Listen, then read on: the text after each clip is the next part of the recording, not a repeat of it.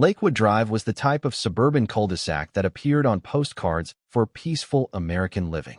Majestic oaks framed tidy streets, and front yards were curated with meticulous care. Some boasted elegant rose bushes, others sported tasteful wreaths on doors. Early mornings saw neighbors wave in passing, and weekends brought potlucks or impromptu barbecues at the local park. At a glance, life in Lakewood Drive seemed to flow in a gentle, harmonious rhythm. But behind that picturesque surface, an unseen tension simmered. Like many suburban neighborhoods, Lakewood Drive had a homeowners association, HOA, a body designed to preserve the area's aesthetic and property values. Most residents accepted the rules with mild grumbling. No fence too high, no loud yard work during certain hours, etc. But one figure made the HOA less a helpful presence and more a dreaded specter. Miranda Fuller, known, though never to her face, as Karen. Miranda stood in her mid-50s with a sharply angled chin, dark hair cut into a blunt bob, and cool, pale eyes that seemed to appraise everything she saw. She was technically the HOA's vice chair, but in practice, she ruled with an iron fist.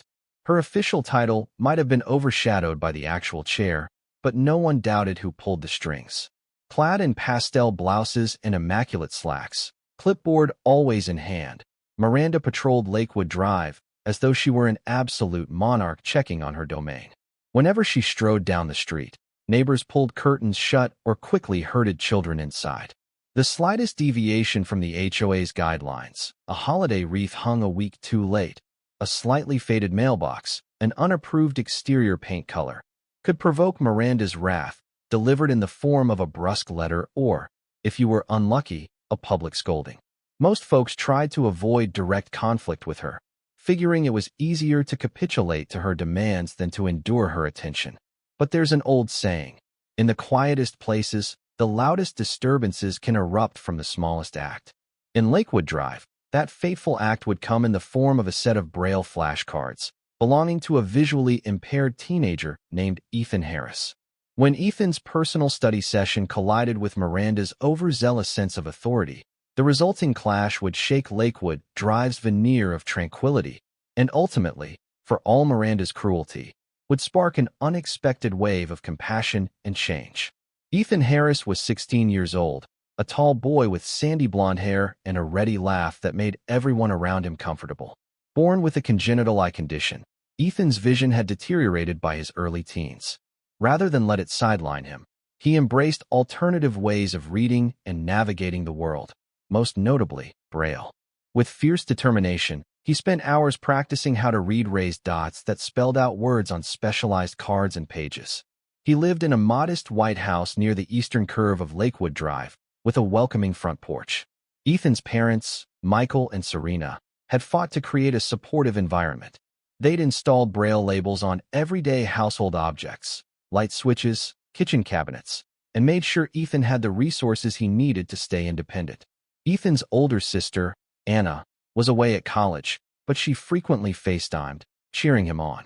Despite his visual impairment, Ethan participated in mainstream classes at the local high school with the help of accommodations like text-to-speech software and Braille materials. In general, neighbors admired his tenacity. Those who took the time to know him would compliment him on his positivity. They'd occasionally see him walking with his cane, not letting his challenges slow him down. He was active in the community center's after-school programs, enjoying everything from chess club to volunteer tutoring, teaching younger kids basic reading skills. Ironically enough, one sunny afternoon, Ethan decided he needed a change of scenery for his Braille practice. He had spent enough time cooped up indoors and longed to study somewhere fresh. The Lakewood Community Lounge, an open, partially shaded patio near the neighborhood's small park, was the perfect spot. It boasted wide benches, a quiet atmosphere, and an ever-present breeze from the man-made lake at the far end of the street. Ethan's mother supported his plan, encouraging him to be independent. She kissed him on the cheek before he set off, Braille flashcards neatly stacked in his backpack. "Call if you need me," she said. Ethan assured her that he'd be fine and set out with his white cane, tapping lightly along the sidewalk. Unbeknownst to him, Miranda Karen Fuller was also out that day, patrolling for potential HOA infractions. And while Ethan was simply looking for a calm corner to read, Miranda was looking for anything that offended her rigid notion of neighborhood standards. Their paths were about to converge in the worst possible way. Miranda Fuller's dissatisfaction with Lakewood Drive dated back several years. In her view, the HOA had grown lenient, permitting all sorts of unsightly changes. A solar panel array on a newly eco-conscious family's roof, a newly added wheelchair ramp on a corner house. Miranda disliked how it disrupted the home's original architecture, and a relaxed approach to the exact color palette used for front doors. The official HOA chair, Mr. Gregory Langley, often told her to pick her battles, which left Miranda feeling undermined and resentful. She believed any small oversight or nonconformity threatened property values. More than once, Miranda had set her sights on the community lounge area. Technically, it was a shared space for residents to relax and read or socialize. A series of tasteful benches lined a patch of greenery, and a wooden kiosk in the corner served as a take a book, leave a book library. But Miranda felt the lounge's usage needed more structure, more oversight. She once proposed installing a locked gate or sign-in sheet, so only authorized residents could enter. When the board balked, she fumed. That particular afternoon, Miranda was roaming the lounge's perimeter. She checked for litter, measured the spacing of potted plants, and eyed the small community kiosk for potential unapproved signs. She had just found a flyer pinned there for a high school poetry reading, one that lacked official HOA endorsement. "This will have to come down," she murmured, scowling. Then she spotted movement near the largest bench. A tall teenage boy, Ethan, sat with his cane resting at his side, a stack of small cardstock squares in his lap. Miranda squinted, uncertain what he was doing. She wandered closer, noticing that each card was dotted with tiny raised bumps. Frowning, she stepped around the bench. It was the first time she'd seen Braille flashcards up close. She vaguely recognized them from references on TV, but to her, they looked peculiar. "Excuse me," Miranda said, her tone sharp. "What are you doing here?" Startled, Ethan looked up, though he couldn't see her expression. "Oh, hi," he began, friendly as ever. "I'm just studying. This is the community lounge, right?" Miranda bristled, disliking the note of cheeky confidence in the boy's voice. She was used to neighbors adopting a deferential attitude. "It is," she said coolly. "But these benches are for quiet reading or community-approved activities. We can't have disruptions." Ethan blinked. "Disruptions? I'm not making noise." He held up one flashcard. "I'm practicing Braille. That's all." Miranda sniffed. "Braille?" she repeated, as if it were an alien concept. "I see. Well, it looks messy. Are those official learning materials from your school?" Ethan wasn't sure how to interpret her question. "Yes, ma'am. I printed some from the library's Braille embosser, flashcards to help me memorize advanced contractions." He tried to keep his tone respectful. However, a subtle tension filled the air. Miranda peered more closely, spotting the neatly printed text under the raised dots, something like th, ing, or short words. She pursed her lips. "I haven't seen you around here studying before. Sometimes I prefer the fresh air," he explained, calmly, though he sensed her hostility. "I figured the lounge would be a nice place for that." Miranda's jaw tightened.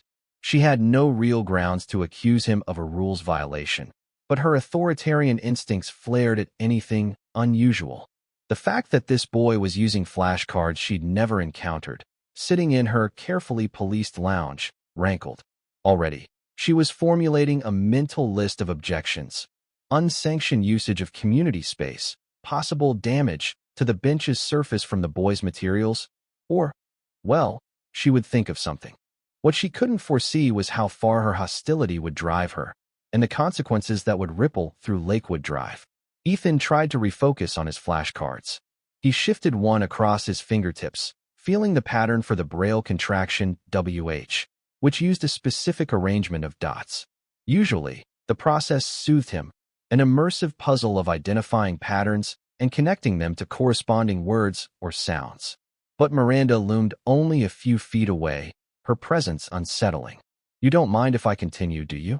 Ethan asked softly, tilting his head in her general direction. Her silence felt oppressive. Miranda folded her arms. "Well, I'm not sure it's entirely appropriate. Are you sure you have the right to be using this space for specialized study? The lounge is for the whole neighborhood, not private lessons." Ethan's eyebrows rose. There's no sign saying it's forbidden, he pointed out. He paused, searching her tone for hidden meaning. It's a free bench, right? I'm not disturbing anyone. She didn't respond immediately. Instead, Miranda's gaze swept over his backpack, the cards, the Braille labeling on his cane handle. Slowly, she edged nearer. That bag, she said curtly. What if it scuffs the bench or leaves residue? Ethan frowned. Residue? I mean, it's just a normal backpack. I can move it if you like. An older gentleman passing by gave Miranda a curious look, sensing her tension. But she pinned him with a stare, and he hastened on, not wanting trouble. Miranda turned back to Ethan. I think you should do this sort of activity in your home or at the library.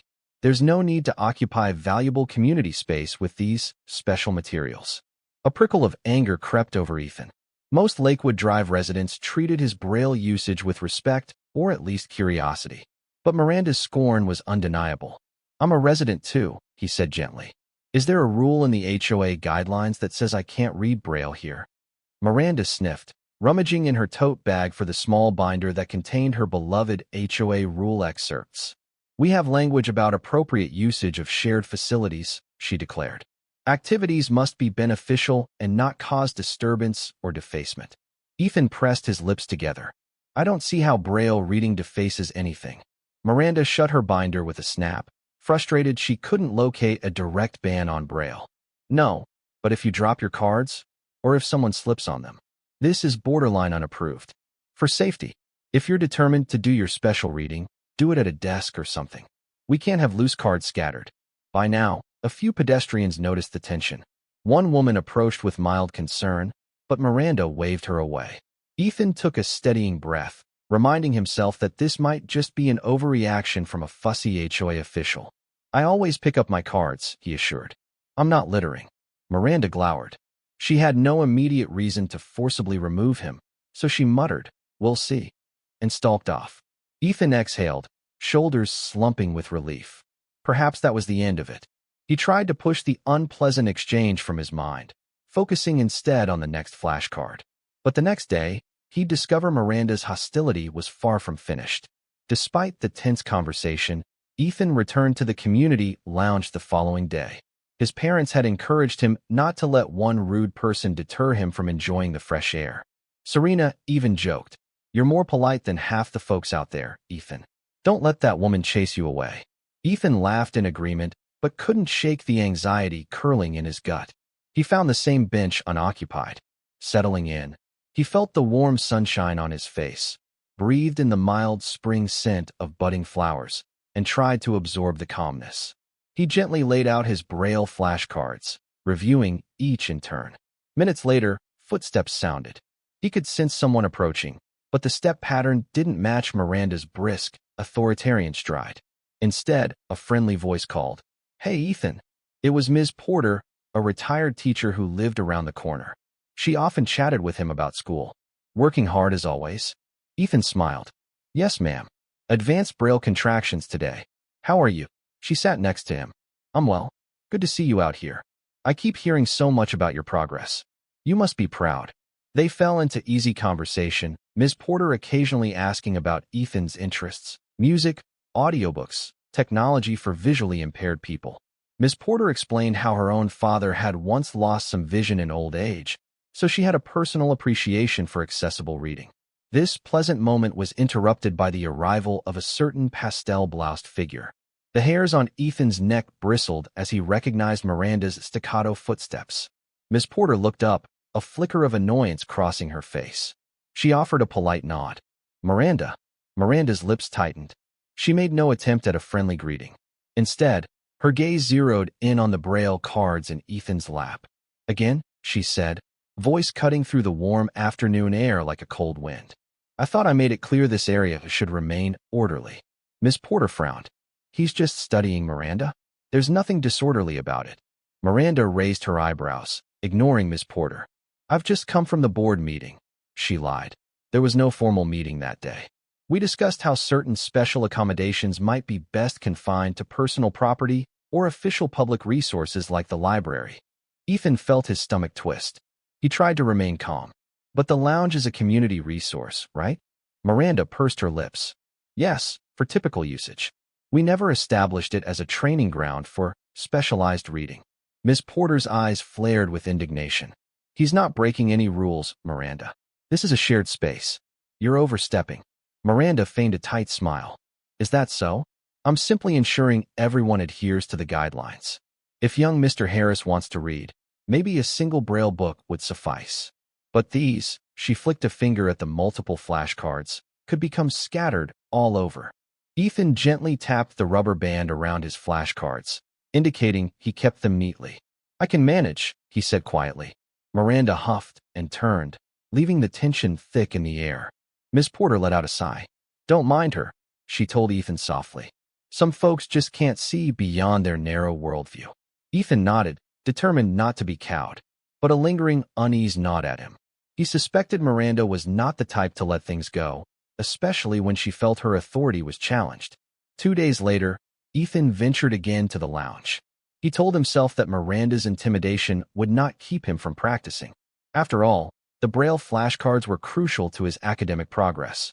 He had midterm exams in a month, and the advanced Braille codes would help him read texts more efficiently. So, with quiet resolve, he placed his cane near the bench, set out his cards, and resumed studying. He'd been there for half an hour when it happened. Miranda stalked into view, face set in a scowl. Before Ethan realized she was so close, she lunged forward, snatching the stack of Braille flashcards from his hands. The sudden movement stunned him. He gasped, reaching out blindly to retrieve them, but she yanked them away. Hey, Ethan exclaimed, heart pounding. What? Miranda glared, eyes cold. I warned you, she snapped. We can't have these all over. You're ignoring community standards, continuing with these silly little cards. I told you to confine that activity to appropriate places. Ethan scrambled to stand.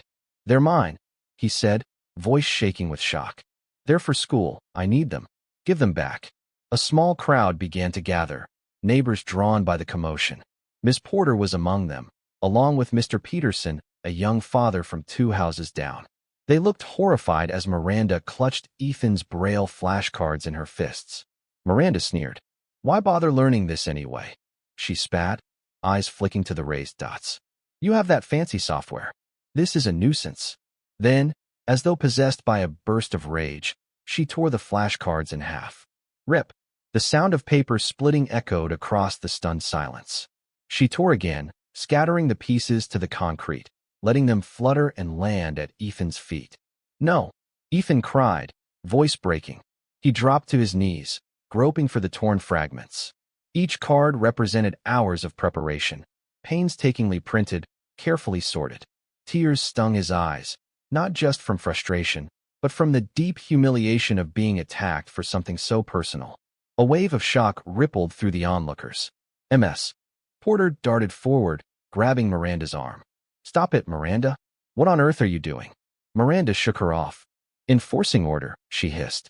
He refused to comply. Mr. Peterson bent to help Ethan gather the scraps. People murmured in disbelief. Did she really just destroy a teenager's study materials? That's disgusting. Someone call the HOA board. Another neighbor had already pulled out her phone to record the scene. Ethan knelt there, breath hitching, fists full of ruined cards. They were beyond repair, shredded Braille bumps and partial text. Miranda's words echoed in his mind. Why bother learning this? He staggered upright, tears brimming. I needed those, he managed to say, voice raw. They're important. Miranda crossed her arms, ignoring the condemnation in every set of eyes around her. He brought this on himself, she insisted, by refusing to follow the guidelines. Onlookers began chastising her, scolding her for cruelty. Miranda's cheeks colored, but she clung to her self-justification. Just wait until the board hears. This is an unauthorized usage of public space, and I stand by my decision. Ethan stared at the crumpled, torn flashcards in his hands, feeling powerless. He turned away, leaning on Mr. Peterson's arm for guidance. Miss Porter shot Miranda a look of pure outrage. You won't get away with this, she said. But Miranda merely scoffed. Even as she realized her outburst had crossed a line, her pride wouldn't let her back down. Scowls from the neighbors intensified, their condemnation a rising tide. Little did Miranda know that her savage act would backfire in a way she never imagined. News of Miranda's brazen destruction of Ethan's Braille flashcards spread through Lakewood Drive like wildfire. Within hours, neighbors exchanged alarmed whispers, text messages, and social media posts. Some had captured partial video of the incident, and soon, the dreadful moment Miranda ripped the cards was being shared across local community forums. Ethan, back home, felt a blend of shock and hurt he hadn't experienced before. He'd faced ignorance from strangers about his visual impairment, but never such overt malice from someone in his own neighborhood. He spent that evening in his bedroom, head resting against the headboard, the memory of those shreds of cardboard still vivid in his mind. His parents were livid. Michael spoke in a clipped tone about contacting a lawyer, while Serena vacillated between anger and heartbreak at her son's distress. Meanwhile, Miss Porter and a few other neighbors gathered to strategize. They'd known Miranda was strict, but none had expected her to physically damage someone's personal property, let alone shame a teen with a disability. "It's time we do something," Miss Porter urged at an impromptu meeting in her living room. "We can't let Miranda keep bullying people." Mr. Peterson, who'd helped Ethan that day, agreed. "We should talk to the HOA board. Gregory Langley isn't a bad man. Maybe he can rein her in." Another neighbor chimed in. "Let's also do something for Ethan. Replace those flashcards, show him we support him." The group expanded to include neighbors who wanted to stand up for Ethan. They recognized that simply condemning Miranda wasn't enough. "Ethan needs new Braille resources," Miss Porter noted. "But we can go further. Maybe we can create an entire workbook or something that can benefit anyone in the neighborhood who wants to learn about Braille." The plan took shape quickly. One neighbor, an IT specialist, offered to design a printable Braille workbook that covered more than just advanced contractions. "We'll incorporate some basics, a quick guide for people to understand Braille reading," she said. Another offered to handle printing. A third suggested distributing copies at the community lounge so that, ironically, the very spot Miranda tried to police would become a hub of Braille awareness. As for the HOA angle, Ms. Porter emailed the board requesting an immediate hearing about Miranda's conduct. "We can't let her hide behind the vice chair title," Ms. Porter wrote. "She committed an act of harassment and vandalism." The neighbors agreed they'd invite Ethan to the lounge in a show of solidarity once the workbook was ready. They also planned to deposit extra copies in the lounges, take a book, leave a book kiosk. If Miranda insisted on policing that area, she'd find an explosion of Braille resources front and center, a testament to her own cruelty backfiring. In the days that followed, Ethan's parents tried to console him. They reassured him that Miranda's actions were out of line and that he didn't deserve such treatment. But Ethan was shaken. He'd known that some people felt uncomfortable around disabilities, but he never expected outright hostility, especially from an adult in his own neighborhood. He found it hard to resume his Braille studies. The memory of those flashcards being torn apart left him with a painful mental image. Each time he tried to concentrate on a new Braille text, frustration built, overshadowing his usual love of learning. "I'm behind on practice," he murmured to Anna over a video call. She, outraged by the story, encouraged him. "Keep going, Ethan. Don't let that hateful woman define you." One afternoon, Miss Porter visited the Harris home with a folder of Braille materials.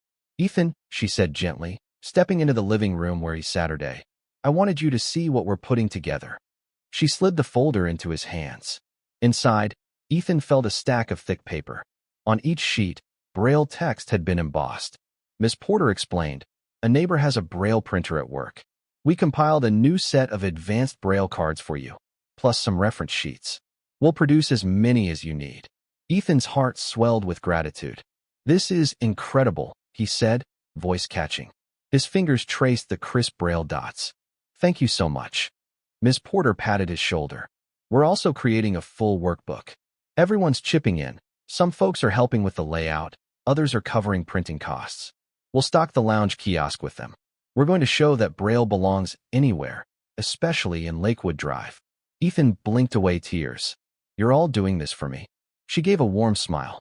"Yes, and for anyone who wants to learn. Miranda tried to shame Braille, so we're going to make it more visible than ever. You'll have more resources than before." The weight on Ethan's chest lifted slightly. He realized that in the face of cruelty, people could rally together, forging kindness that outweighed one person's malice. He resolved not to let Miranda's bullying overshadow his progress. "Thank you," he repeated softly. The showdown came at the next HOA board meeting, held in the local elementary school's multipurpose room. Typically, these meetings drew only a handful of residents, mostly those concerned about architectural approvals or minor local matters. But word of Miranda's attack on Ethan's Braille cards brought a large turnout. Miranda arrived early, wearing her usual pastel blouse, posture rigid. She carried a thick binder of HOA guidelines, presumably preparing to defend herself. Her expression betrayed no remorse, only a determined scowl, as if she believed her crusade was righteous. Gregory Langley, the mild-mannered HOA chair, looked uneasy at the size of the crowd. He banged the small wooden gavel to call the meeting to order. After briskly moving through trivial agenda items, trash collection times, landscaping updates, Ms. Porter stood. "I'd like to raise a critical issue," she said, voice ringing across the room. "Many of us want to address the incident involving Miranda Fuller's destruction of Ethan Harris's Braille flashcards." A murmur of agreement filled the air. Miranda stiffened. Gregory cleared his throat. "Yes, I've heard about it. We'll open the floor to discussion." Neighbors recounted the event in detail. Some had seen it firsthand. Others played phone videos that captured Miranda snatching and tearing the flashcards. Audible gasps and shakes of heads spread among the audience. Ms. Porter concluded Miranda's behavior was inexcusable, a violation of basic decency, if not an outright assault on Ethan's property. Miranda stood, visibly bristling. "You're exaggerating. I acted to enforce rules about the lounge's usage. The boy refused to comply with community guidelines. The cards were a nuisance." A few outraged shouts rose. "He wasn't hurting anyone. Destroying a disabled kid's materials is never justified." Gregory had to bang the gavel for quiet. A stoic Mr. Peterson stepped to the microphone. "I saw the entire thing." Ethan was quietly studying. Miranda approached him, seized his cards, and tore them up. No warning, no attempt to reason. It was an act of malicious harassment. Miranda scowled. "I told him multiple times. This was the last resort." Gregory looked grim. "Miranda, do you have any defense besides claiming the Braille flashcards violated lounge rules?" Miranda flipped through her binder. The guidelines allow the HOA to regulate usage of shared facilities. Loose items that can cause litter or hazard are disallowed. If the lounge turned into a special tutoring center, it would degrade the environment. Disbelief rippled through the room. Ms. Porter rose again. "Braille flashcards are no more loose items than books or papers. By your logic, no one could bring a novel to read." You singled out Ethan. Gregory massaged his temples, frustration evident. Even if there was a minor rules concern, physically destroying them is indefensible. "Miranda, your position as vice chair does not grant you authority to assault personal property or harass a resident." Miranda's face flushed. She realized the tide was against her. "I was protecting the lounge from misuse," she began weakly, but was drowned out by neighbors condemning her cruelty. Many demanded that the board censure or suspend her from her role. Gregory let them speak, then raised his gavel. "Thank you, everyone. Given this outcry and the evidence, I propose the board take immediate disciplinary action. Miranda Fuller is hereby stripped of any authority to enforce guidelines unilaterally. We will also schedule a formal hearing on whether to remove her from the HOA leadership entirely." Cheers and applause echoed. Miranda paled. She tried to argue, but the wave of outrage was too strong. She slumped into her seat, glaring at Ms. Porter and Gregory with a mix of anger and disbelief. As the meeting concluded, the board announced a donation drive for accessible materials, with an emphasis on Braille resources. Mirroring Ms. Porter's plan, they voted to place Braille workbooks and pamphlets in the lounge's resource shelf. The entire motion passed with near-unanimous support, an outcome unthinkable just a week prior. Miranda, arms folded, left the room in a huff, ignoring the scornful looks thrown her way. But the damage to her reputation was done. A week later, Lakewood Drive residents gathered at the lounge for what they called the Braille Literacy Day. It was a new event, spurred by the very flashcards Miranda had destroyed. Tables were set up around the lounge's perimeter, bearing stacks of Braille reference sheets, introductory pamphlets, and, most significantly, a freshly printed Braille workbook that covered beginner to advanced topics. At the center of it all was Ethan, flanked by Ms. Porter and several volunteers who'd made the workbook possible. They'd asked him to do a brief demonstration of reading Braille, so curious neighbors could understand how it worked. The irony that the same lounge where Miranda had attacked him was now the site of a Braille celebration was not lost on anyone. Ethan's parents stood proudly behind him, marveling at how quickly the community had rallied. A large poster read, "Braille for everyone, expanding our knowledge, building empathy." Next to it, smaller signs explained how Braille helped visually impaired individuals read everything from basic text to sophisticated literature. As people trickled in, they picked up sample cards, ran their fingers over the raised dots, and asked questions about the Braille alphabet, contractions, or how to align letters. Children were especially intrigued, trying to decode the patterns. Volunteers guided them, teaching that certain dots matched certain letters. Ms. Porter beamed as she stepped up to a makeshift microphone. "Good afternoon, everyone. Thank you for joining us. A week ago, we witnessed a terrible act of ignorance and cruelty. But from that darkness, something wonderful has emerged, an entire community discovering the power of Braille." She gestured toward Ethan. "He's kindly offered to show us how he navigates text. Let's give him a warm welcome." Ethan's heart pounded with nerves, but the supportive applause steadied him. He explained, in a clear voice, how Braille had progressed from simple letters to advanced contractions. He pointed out pages in the new workbook that taught these concepts step by step. As he read a short paragraph from a Braille children's story, the crowd listened intently. Some closed their eyes, imagining how each raised bump translated to a letter or word. A wave of empathy rippled across the lounge. People who had never considered Braille before realized how pivotal it was for blind or visually impaired individuals. They also saw how accessible it could be with the right resources. Over cups of lemonade, neighbors chatted about how to incorporate Braille labeling in shared spaces, possibly on the lounge's kiosk or the mailroom. A small fundraising jar started collecting donations to expand accessible amenities in Lakewood Drive. The day ended with a sense of triumph. Miranda's attempt to stifle Braille study had led to the exact opposite result, an entire neighborhood celebrating and normalizing Braille literacy. By evening, the lounge's resource shelf was stocked with multiple Braille workbooks and pamphlets. Volunteers planned to keep printing more if supply ran short. Meanwhile, Miranda Fuller withdrew to her home, blinds drawn against the sunlight. She fumed at the turn of events. A swirl of conflicting emotions churned inside her.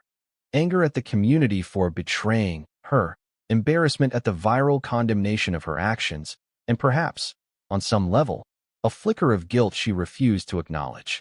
Her phone had been blowing up since the board meeting. Calls from acquaintances seeking explanations, texts from outraged neighbors, social media posts vilifying her. Some publicly demanded she apologize or leave the neighborhood entirely. Others threatened legal action on Ethan's behalf. Miranda found herself friendless, stripped of the deference she once commanded. In a moment of desperation, she called Gregory Langley.